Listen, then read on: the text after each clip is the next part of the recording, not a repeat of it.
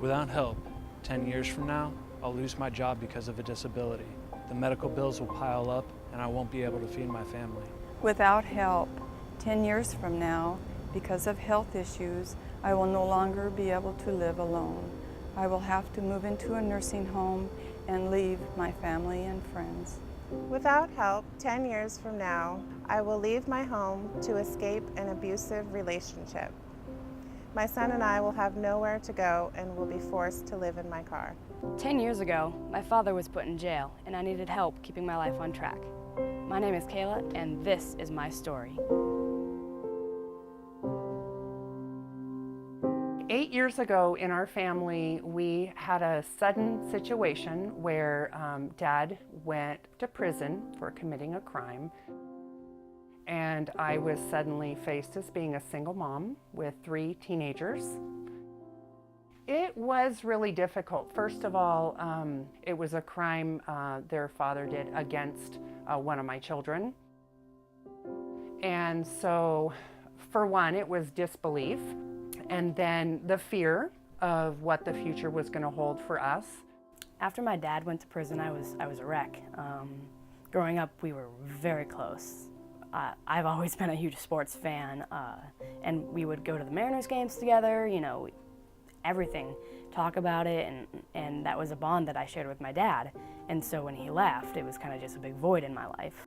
When he left, not only was Kayla's sense of general trust for adults really lost, but also I think she was in that place of not feeling very safe in the world. I just started 7th grade.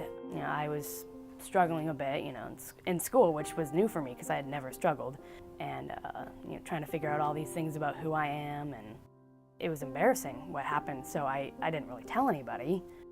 But you know, I had my friends, but when they found out about my dad and everything, a lot of their parents said they couldn't be friends with me anymore. There's such stigma around parental incarceration. There's tremendous assumptions made about a child. You know, if your dad did that, then what does that say about you? And it has to be so difficult to see a family member, a loved one, get arrested, get basically hauled off with handcuffs on. That has to stay with that youngster for a long time.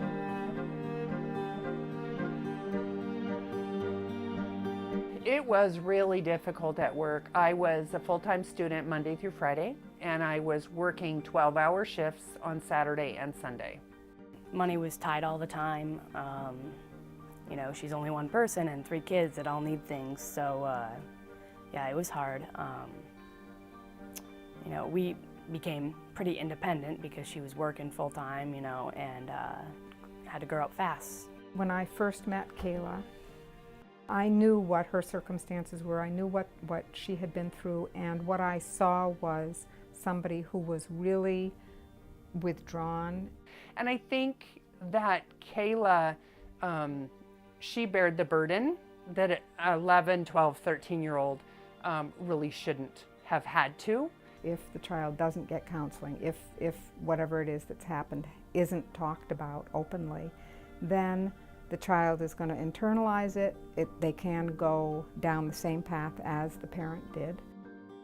If we as society and we as an agency don't provide those interventions, it can be hugely costly. When you remove a family member from a home, what are the alternatives for that kid? What are the chances of that kid being successful?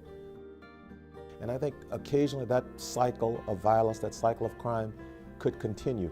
And the way we stop that cycle, the way we break that cycle, is to have adult mentors and adult role models involved in the lives of those youngsters. It was about November in my 7th grade year, so I think 2004, and I met Lona and we clicked immediately. I finally had somebody that I could, you know, vent to and talk about all my issues without being worried about being embarrassed or making somebody feel uncomfortable, because she was just, you know, so open and just listened and gave me something that I really needed in my life. So I immediately saw a burden lifted off of Kayla's shoulders, and that she could just really just get super excited and be a kid when she was spending time with Lona, or anticipating that, talking to Lona on the phone. She and Lona connected on the spot during that initial meeting, but then also immediately just realized they had so many things in common. She also loves sporting events, so the two of them go to basketball games and soccer and football. And I think that having someone else besides maybe a close family member or extended family member gives you someone to talk to from a different perspective. You know, it's something of getting you out of that situation and realizing there's a lot more out there. You know, life is going to be better. We can go out and spend time with them, talk with them about making good decisions in life, and they need to hear those things from adults. I think having the mentors gave my children the support and the hope and the faith that they needed, that I wasn't able to always be there to give them. Kayla's outlook on life is that she has her whole life in front of her, and there are so many opportunities that she's created for herself that 10 years ago I think she would have thought would have been unattainable.